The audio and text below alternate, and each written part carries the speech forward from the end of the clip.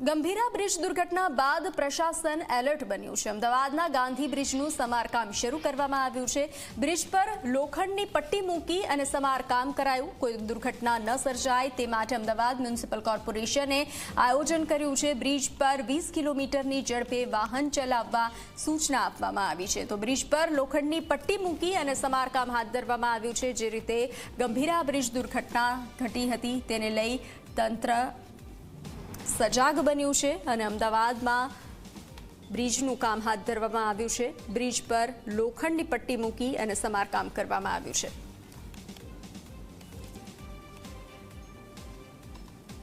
આપણને સૌને વડોદરાની બ્રિજ દુર્ઘટના હજી પણ યાદ છે। એ ઘટના બાદ રાજ્યના તમામ મહાનગરપાલિકાઓ, નગરપાલિકાઓ અને બ્રિજના એન્જિનિયરિંગ સાથે જોડાયેલા તમામ વિભાગોએ અત્યારે બ્રિજની કામગીરી શરૂ કરી દીધી છે। એવા બ્રિજ કે જેને તાત્કાલિક રિપેરિંગની જરૂર હોય તેવા બ્રિજનું રિનોવેશન કરવામાં આવી રહ્યું છે। જેમાંથી એક અમદાવાદના ગાંધી બ્રિજ ઉપર પણ સમારકામની કામગીરી અત્યારે શરૂ કરી દેવામાં આવી છે। આપ દ્રશ્યો જુઓ, અહીંથી લોખંડની જે પટ્ટી છે એ મૂકવામાં આવી છે અને સાથે જ જે સૂચના આપતા બોર્ડ્સ પણ લગાવવામાં આવ્યા છે કે જેથી જે સ્પીડ છે એ 20 કિલોમીટરની જ રાખવી એવા બોર્ડ મારવામાં આવ્યા છે। સાથે જ રિનોવેશનની જે કામગીરી છે એ પણ કરવામાં આવી રહી છે।